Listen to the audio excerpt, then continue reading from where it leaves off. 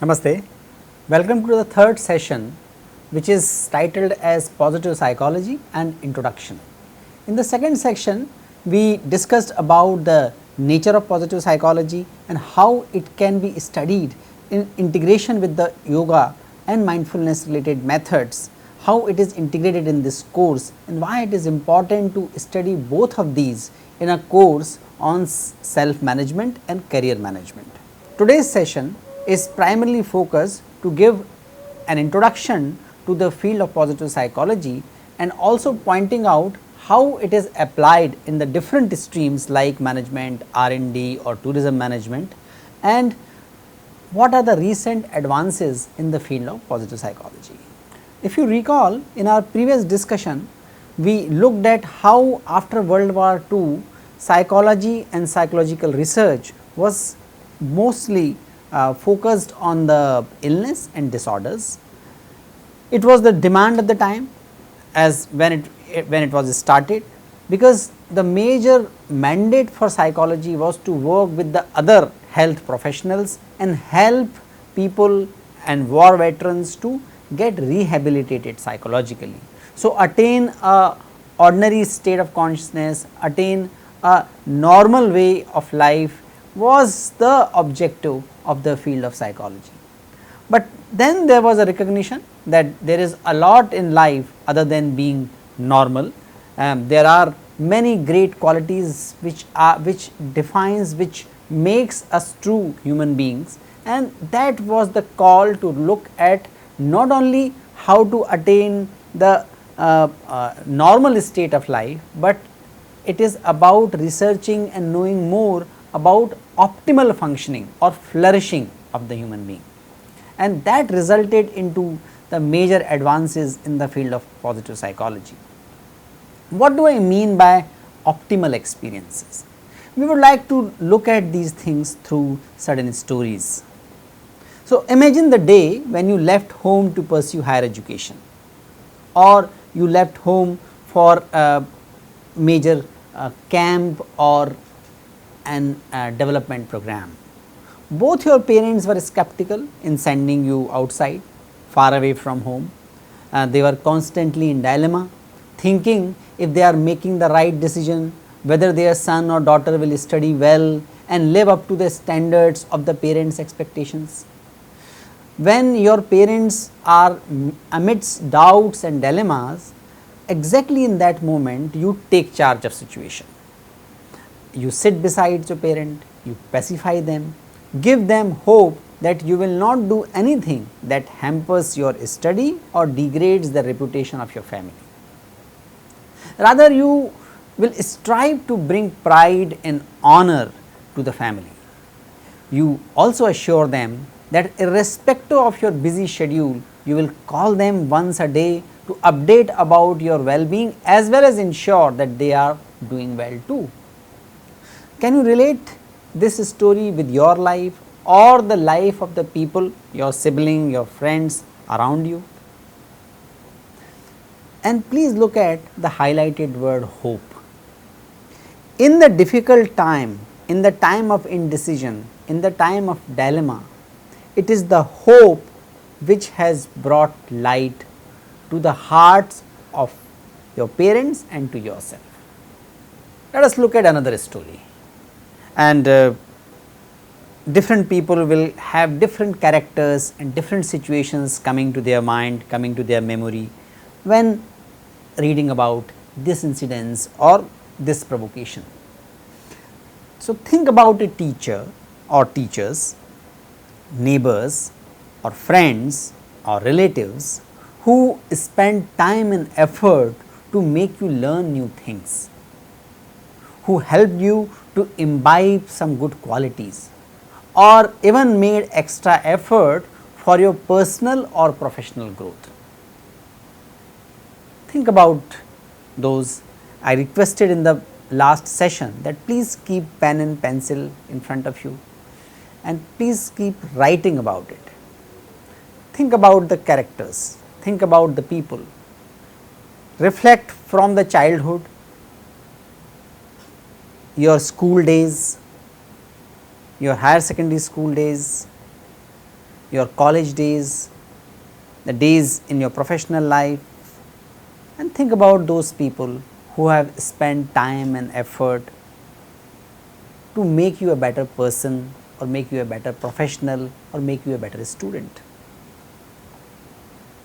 Write their names, write the place where you met them, recall some of the most memorable incidences of your interaction with them. Try to see that as it happened at that time. While doing that, what is the emotion coming to your mind?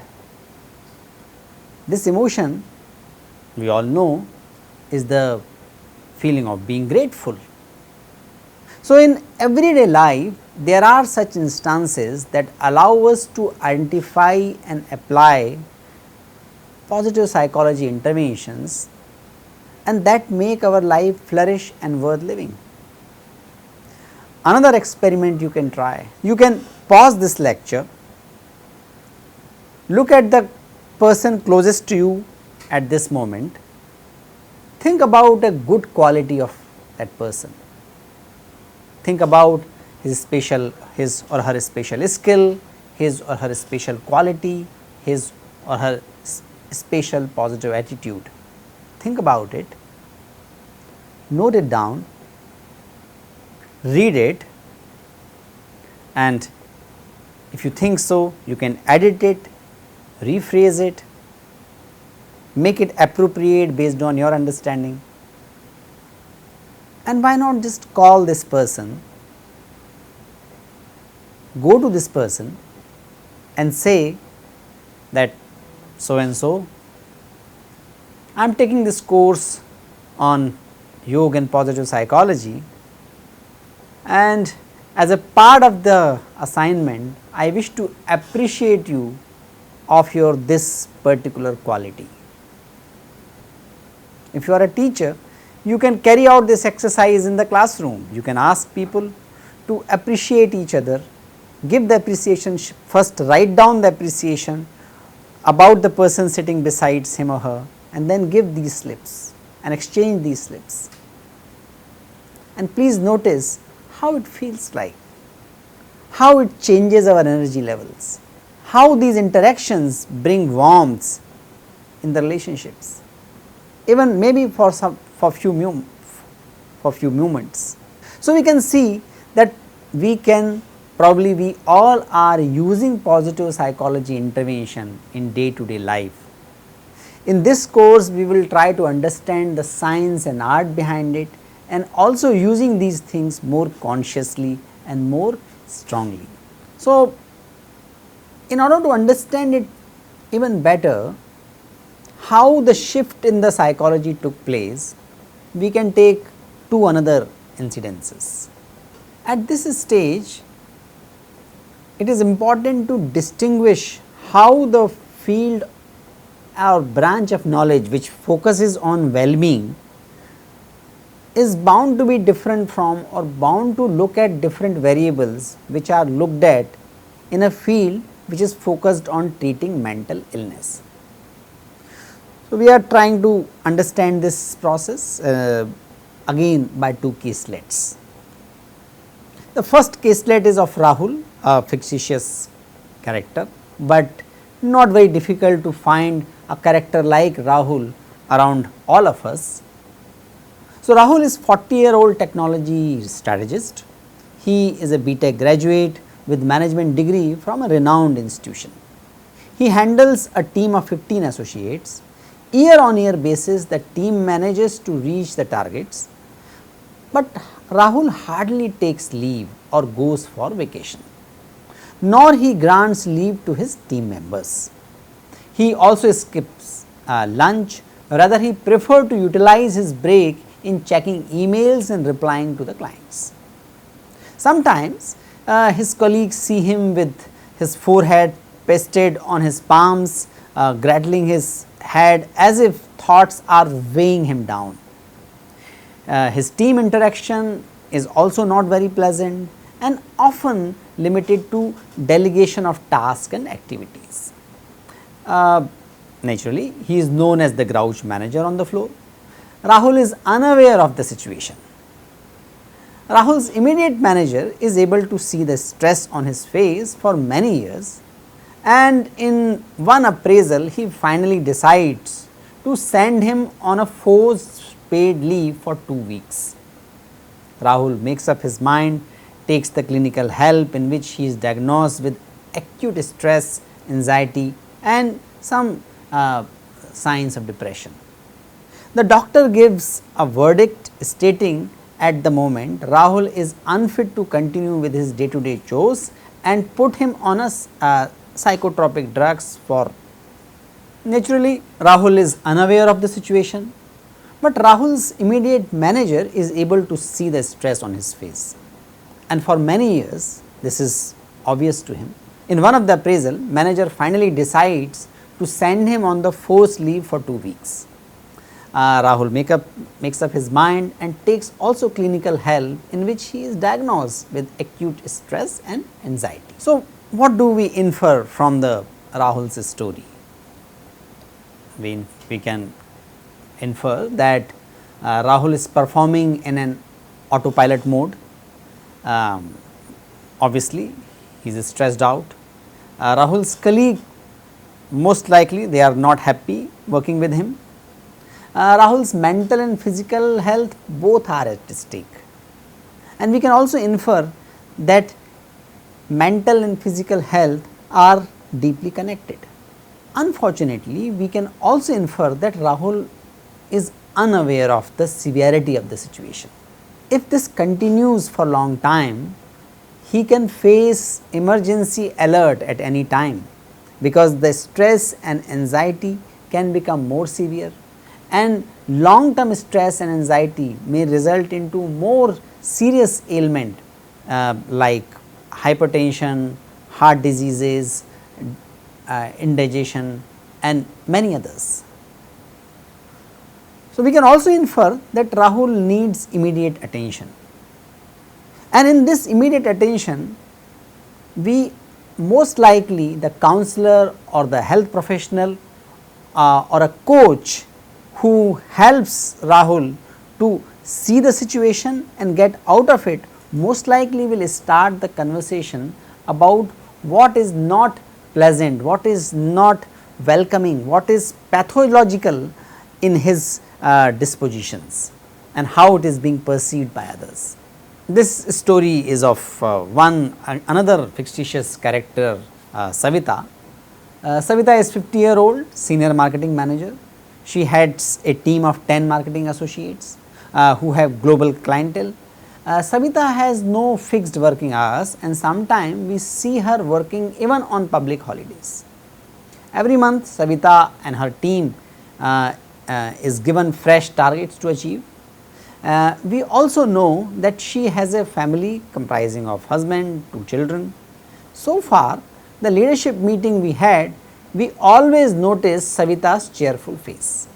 In fact, on the floor she is known as woman who is always smiling. Among her team members, she is known as an emphatic leader who always lends quality time and patient ear. On probing further, we came to know that last month the team could not adhere to their targets, but still in meeting Kavita looked so confident and resilient of the failure.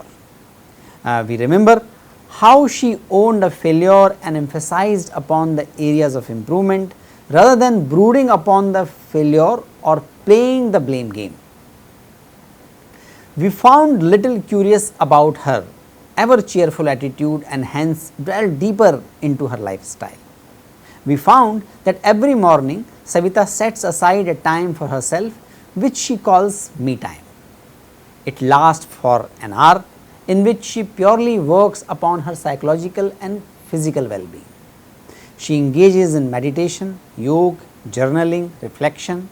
She also prepares food which mostly consist of raw green vegetables and fruits. She has been doing this for many years now. We are really amazed to have Savita in our organization whose presence inspires and motivates all of us. So, looking at this caselet, you can understand This is the account given by one of the senior colleagues of Savita. What you can infer about Savita and what you can infer from this story about well-being? We can infer that Savita is mindful in whatever she does. She radiates positive energy. Savita's colleague feel happy being around her and working with her, and Savita takes care of her overall well-being. Positive psychology focuses on such characteristics and helps people to inculcate these and enhance these characteristics.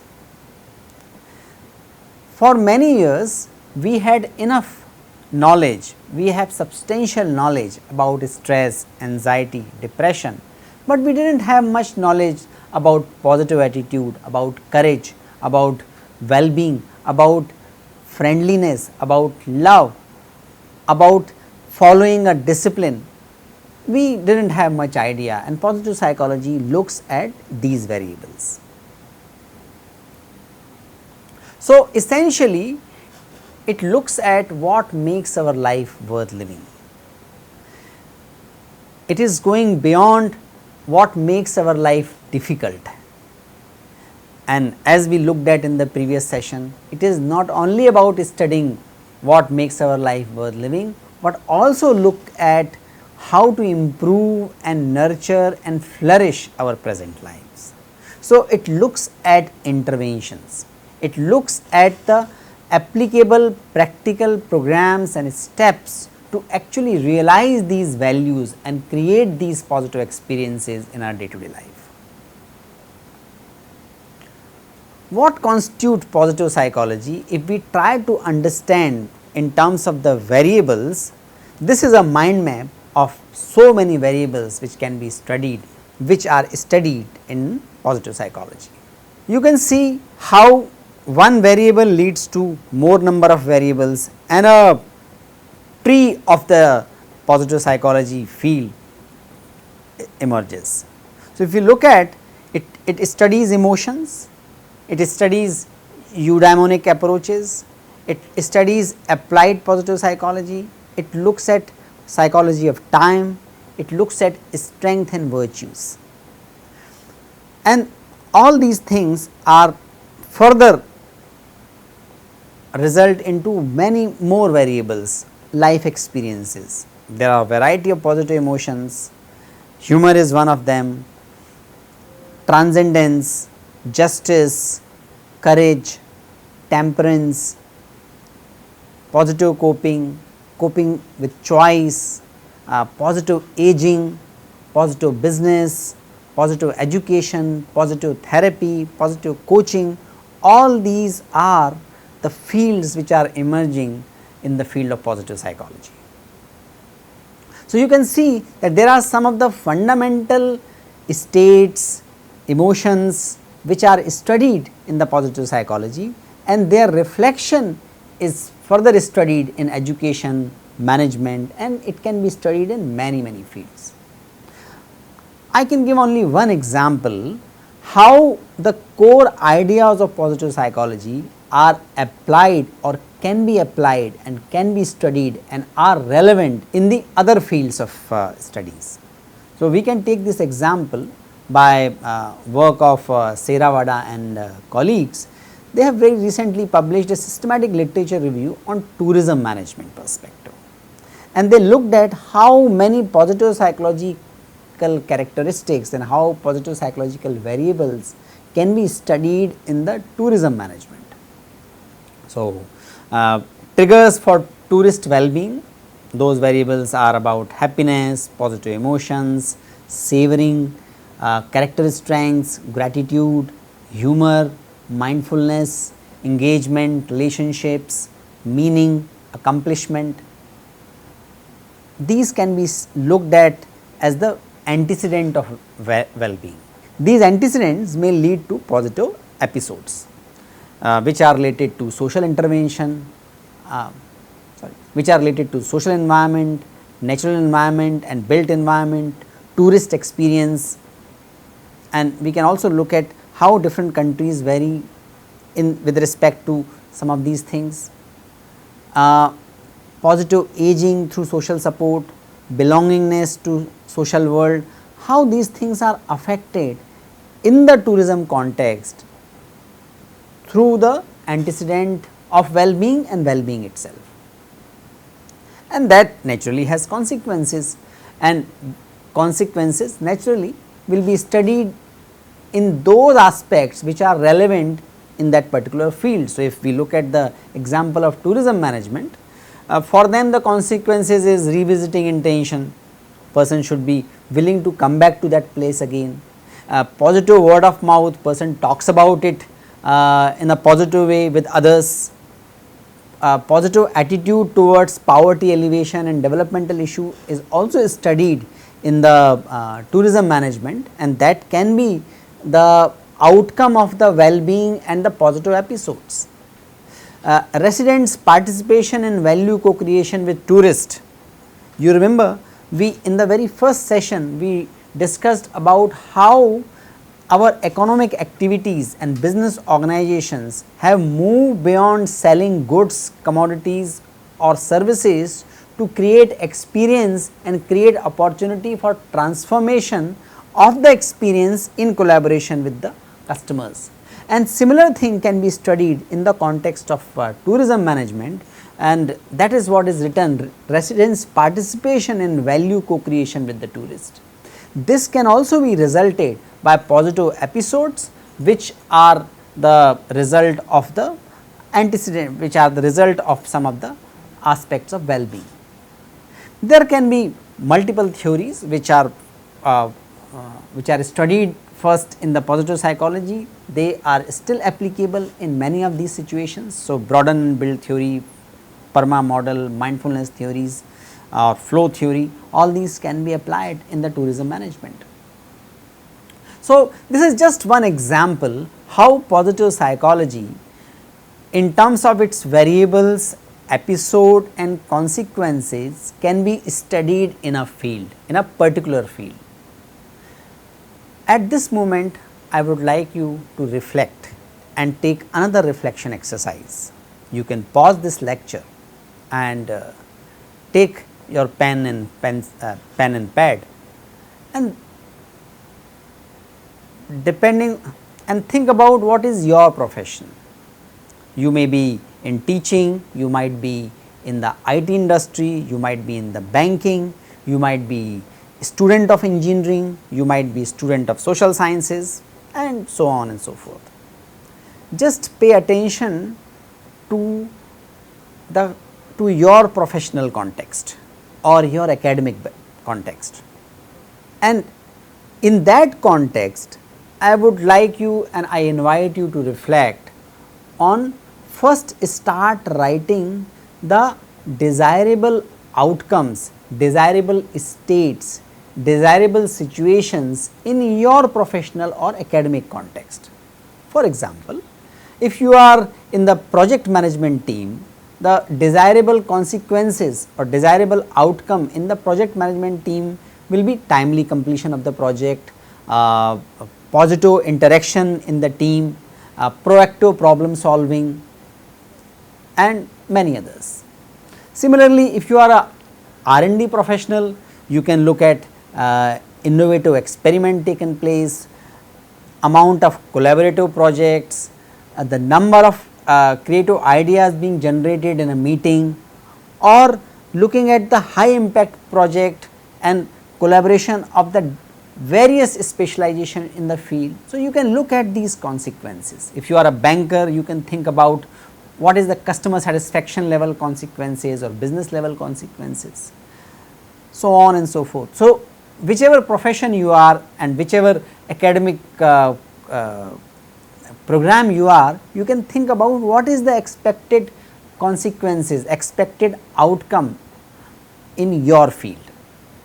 Then think episodes, what positive episodes may result into those consequences. So, for example, regular meetings or timely face to face meetings can be a good positive episodes for creative ideation in an R&D team, or pleasant customer interaction and proactive problem solving, helping customer to choose the appropriate product, financial product in the example of banking industry, that can be a good, important, desirable episode for a banker, and that will naturally result into consequences, the expected consequences, business related consequences or positive word of mouth consequences, or customer satisfaction is also one of the consequences. So, you write down the episodes. So, first write down the positive expectations or positive outcome, expected consequences, expected outcome in your field. Then look at what might be the episodes which can help you to create those consequences, and then think about what might be the positive psychological variables which can result to those episodes. So, while explaining this model, I started from the positive psychology variables, then move to episodes and then consequences. But when you are doing this exercise for your own context, I advise you to start with consequences, because that is most obvious to you, that is most immediate concern of yours, and then you can think about what episodes are important to be created to create these consequences, and then what psychological mechanism might be governing those episodes or triggering those episodes. And fourth question comes about what theories, which are the theories can explain this whole sequence. So, that is how we can apply these ideas of positive psychology in the specific professional or academic context. Before we discuss further and nuances of the positive psychology, it is warranted to distinguish the two very common terms used in the general conversations about positive psychology and conversations about well-being.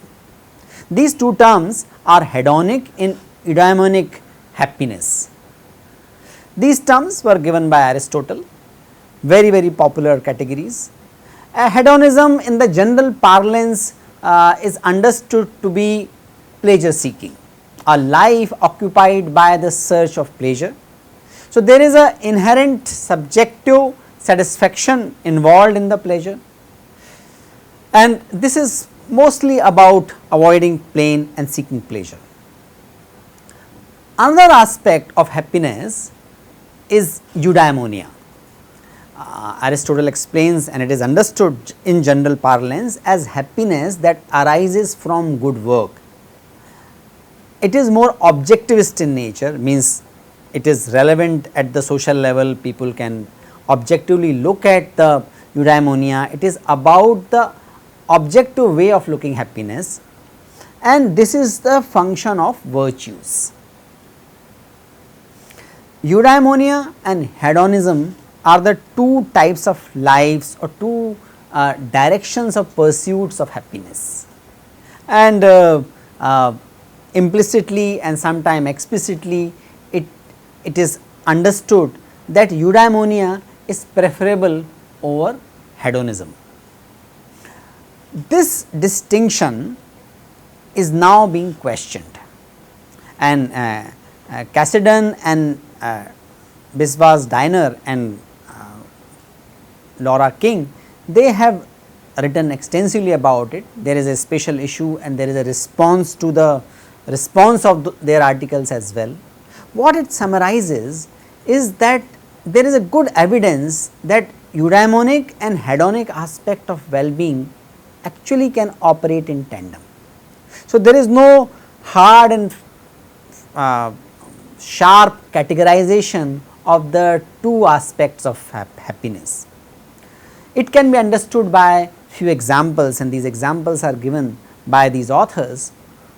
Flow, intrinsic motivation, self-esteem, belongingness, feeling of competency, all these experiences are replete with the personal joy, they are replete with the sense of pleasure, they are replete with urge for people to keep looking at that, and people look at these things as the matter of self satisfaction, not societal welfare.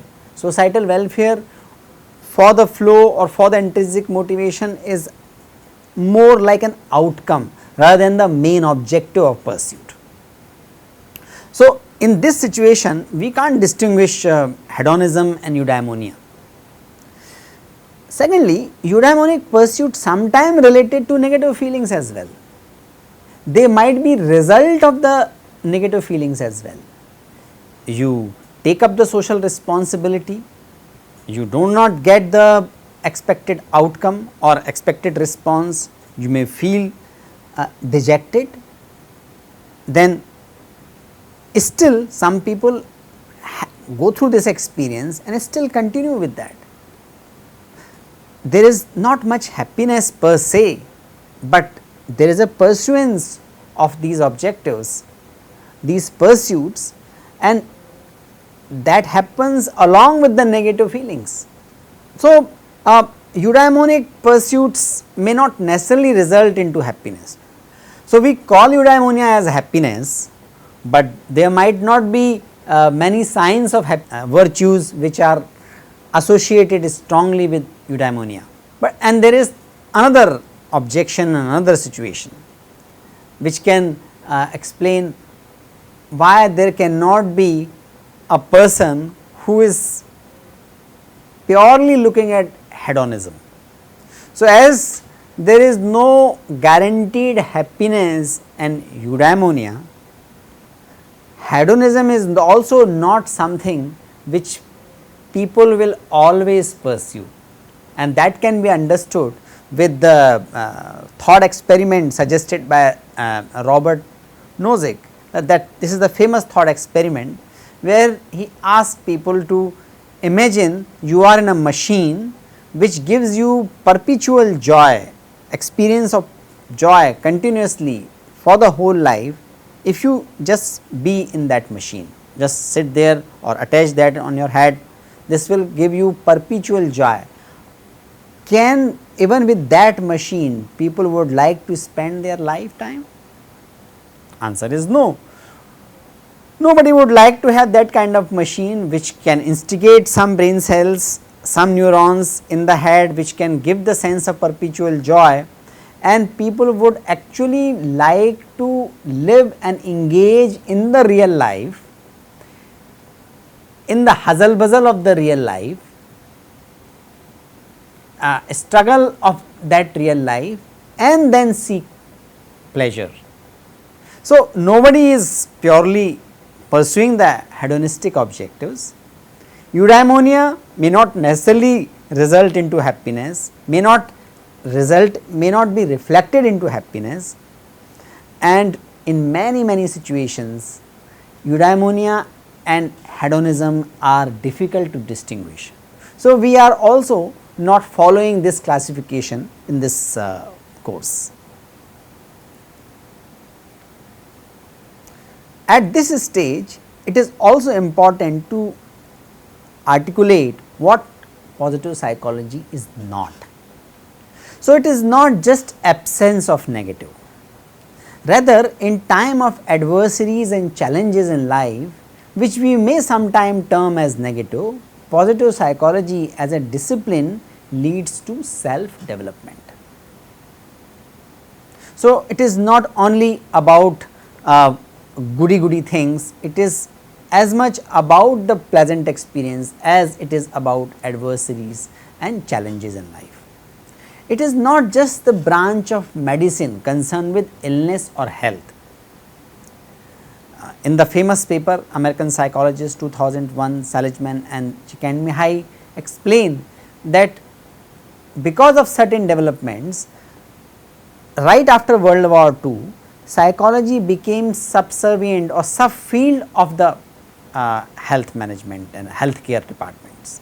So, their natural objective was to treat the illness, but now things have moved a great deal, and positive psychology is not only about health and illness, it is about work, about education, about insights, about love, personal growth, sports, play and all walks of life.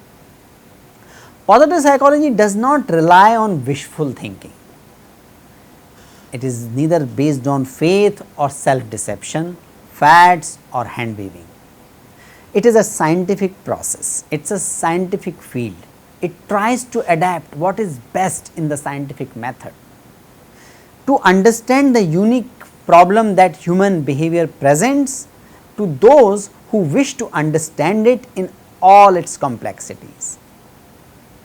Positive psychology aims to expand, not replace psychology's understanding of human behavior. So, these are some of the caveats which were important to be articulated at this stage. Based on these caveats, what we are seeing is emergence of the second wave of positive psychology, and that second wave is riding on the recognition of the dialectics of the positive negative of the human psyche. This is explained by Lumas and colleague in large number of papers. We can summarize this aspect in the three principles: principle of appraisal, principle of covalence and principle of complementarity. Principle of appraisal is about difficulty of categorizing phenomena as either positive or negative. Is optimism always positive and pessimism always negative? It is a questionable thing. So, this principle is about that. Principle of covalence is about those experiences which involve blend of so called positive and so called negative experiences. This is explained by Lumas through post traumatic growth and love. These two examples explain the principles of covalence. Based on these two principles, they arrive at the third principle, that is principle of complementarity. That says that flourishing depends on a complex balance and harmonizing of the light and dark side of life. Let us look at these principles in more detail. So, principle of appraisal, this can be understood by so many examples. We will look at these 4 or 5 examples. Optimism and pessimism. So, optimism is good, it is good for well-being for the normal population, as well it is good for the serious patients of the different diseases. Medicine works probably more strongly in the people who are having the optimistic attitude about their cure, but it is not that pessimism is always negative and always pathological. We can take example of NASA's endless simulation of the bad news scenario. About any project, there is a very active, sincere thinking about what may go wrong, and based on that large number of simulations are played. So, pessimism over here is resulting into positive outcome of this in terms of the success of the project. It is contributing to the success of the project. Whereas, many a time optimism may play as detrimental, and there is a study being quoted in this paper which says that in the game of gambling, more optimistic people actually lose more money, they suffer more. There are large number of studies suggesting that self-esteem is very important for personal growth, it is positively related with the well-being. But it is also found, and in one of the Seligman's work itself it is reported, that inflated self-esteem, that because of the teachers and the parents extra effort to build the self-esteem, child or people can develop inflated self-esteem, and when these people come across, when the reality of the world hits them, they are more likely to go into depression. So, high self-esteem, which otherwise in general is considered to be good for well-being was found to be not good in many such cases. Similarly, humility, which is considered to be opposite of self-esteem, was found to be very useful, more functional, resulting into long term well-being in many studies. Third example is freedom and restriction. A very straightforward simplistic understanding will say freedom is good and restrictions are bad.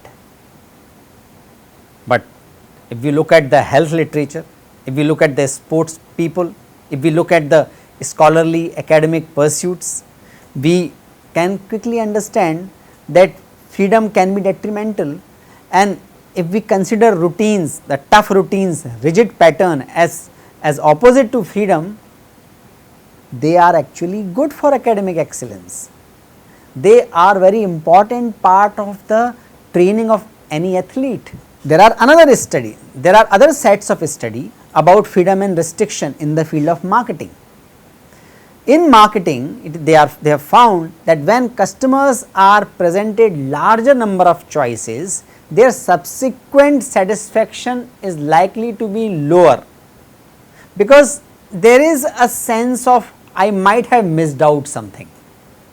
So, actually more freedom result into lesser satisfaction, and that probably result into more consumerism and more rush towards. In all the ancient cultures, there is a recognition and appreciation for following the restraint.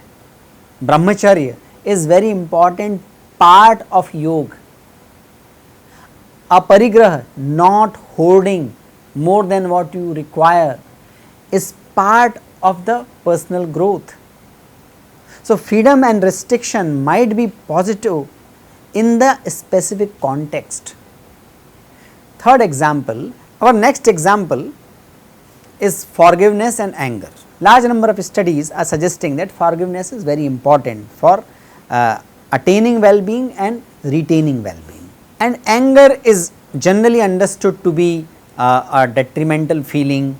It is and there are large number of books written about anger management, but they are not always positive or negative.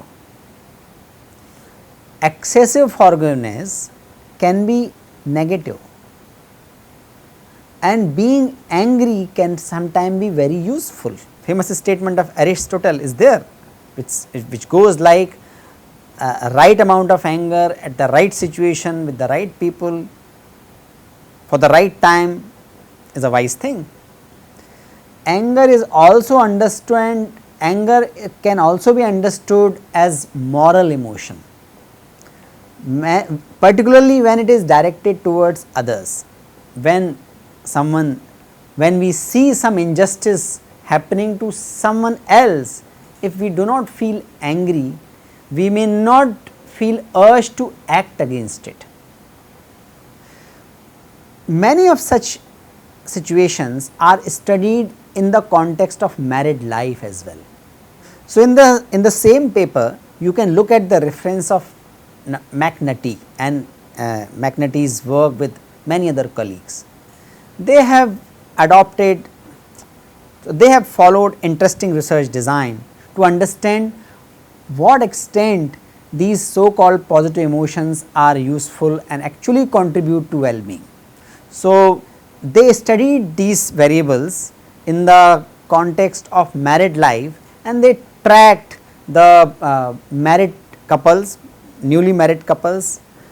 They tracked some of the couples, looked at and got the assessment done about their well-being, satisfaction with life, etc. for 3-4 years, and they have found that optimism, self-esteem, freedom, forgiveness may not be helpful in the long run in particular type of relationships.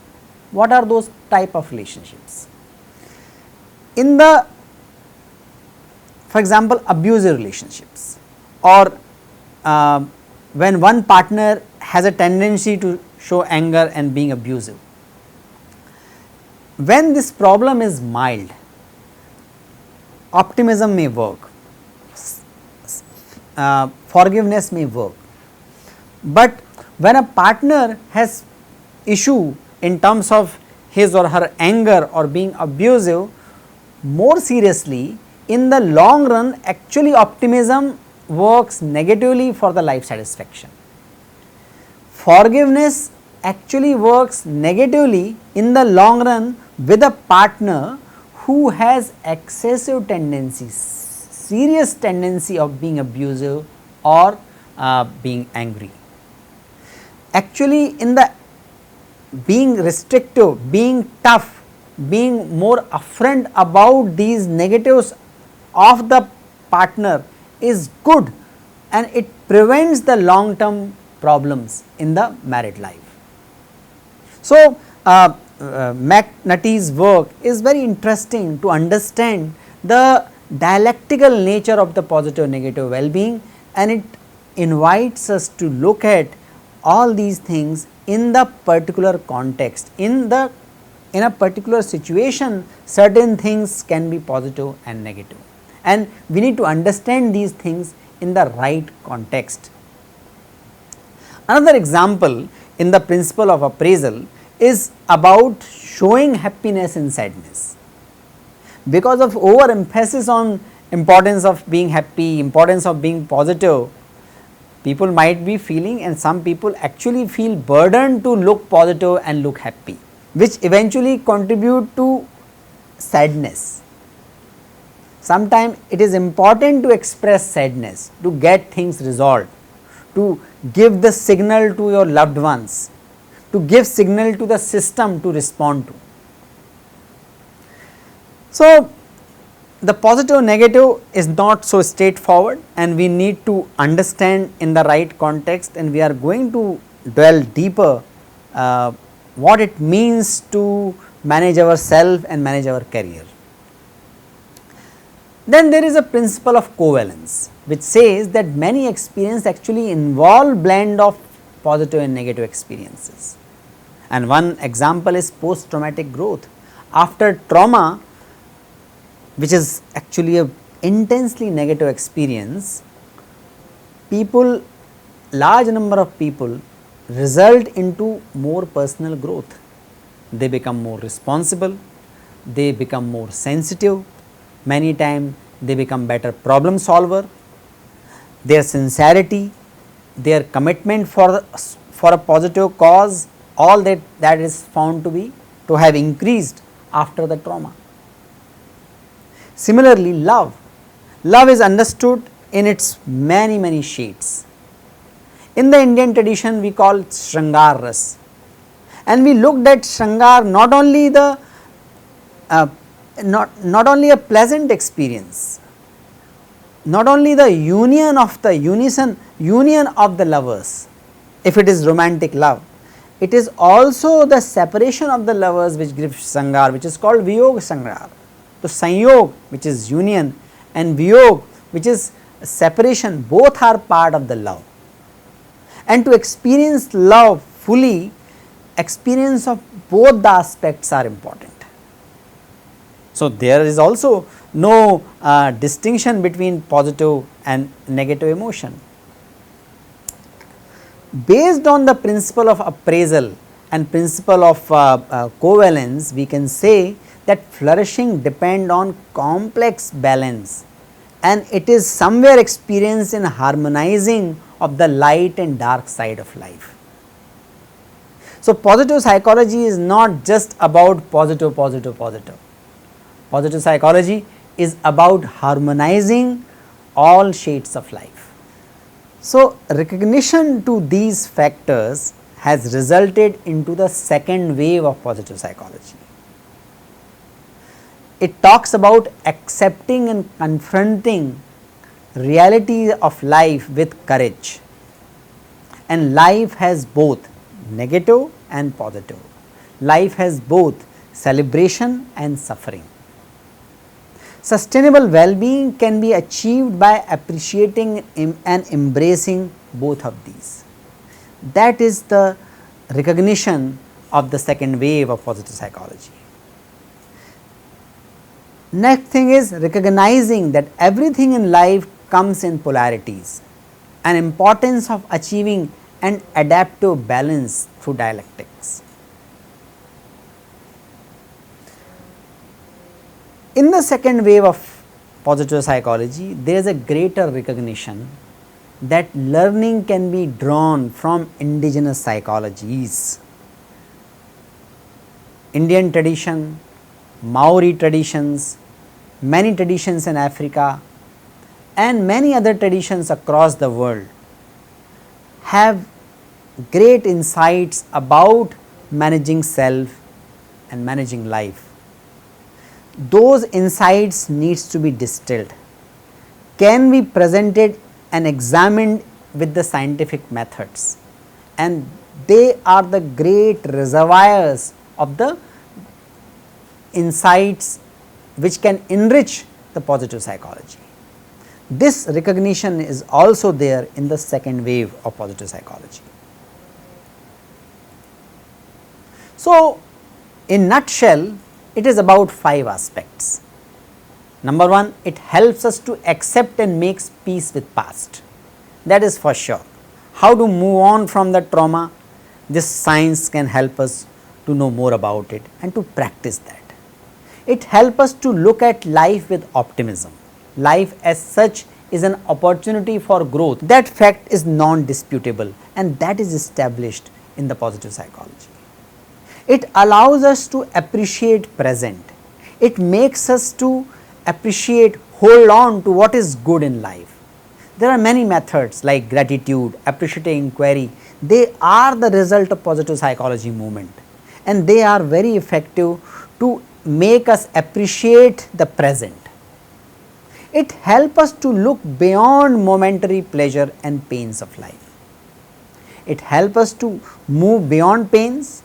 It has strengthened our knowledge that there is a possibility of growth, there is a possibility of flourishing which can pass through the paths of pain and anxieties and insecurities and vulnerabilities. It also helps us to recognize that behind the apparent pleasure there is a greater reality and pleasure is not the ultimate thing in life. It helps us to be grateful and it helps us to be forgiving, because without being grateful we cannot experience many other positive emotions. We cannot appreciate life, we cannot appreciate relationships, and without forgiving we cannot move on in our life. And that is where positive psychology can be of great help. The meaning of positive is not absence of negative. Rather, it refers to things that we value in life such as joy, peace, perseverance, courage, forgiveness, gratitude. And Indian culture has the words like harsh, santi, dhairya, kshama-shilata, kritagyata. One must understand these things doesn't come automatically by fighting anxiety, sadness, hatred, jealousy and other negative emotions. They have to be inculcated in itself, in its own right, and that is where the greatness of Buddha comes. He was the great master who emphatically told that as you have learned hatred, anger and anxieties, you can learn compassion and friendliness.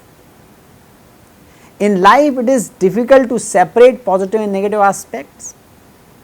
Emotions occur concurrently, and even traumatic event in life can lead to great personal development. This statement is not there to discount positive psychology, because this recognition result into only strengthening the field of positive psychology, where it can not only look at positive experiences, but can also look at the traumatic experiences as opportunity for personal growth resulting into flourishing. In terms of adversities and challenges, positive emotions have to be identified have to be cultivated and nurtured, and that is where again the role of positive psychology comes. Positive psychology teach us to aim for things we want and move away with acceptance of things we do not want. It gives us clarity about the life purpose. It gives us clarity about the experiences we are seeking. It gives us clarity about how and what kind of life we wish to live. It completes the field of psychology. It completes the reflection about life and about career. And it is not only about individual. It is about individual experience and characteristics, and about which we all are talking since last are talking in this lecture. It is also about positive institutions and communities. Context is extremely important. Positivity emerges in a social context. We can create social context, we can create social reality which provoke positivity, which inspire positivity in individual human beings. So, it is about experiences, characteristic, and also about the institutions and communities.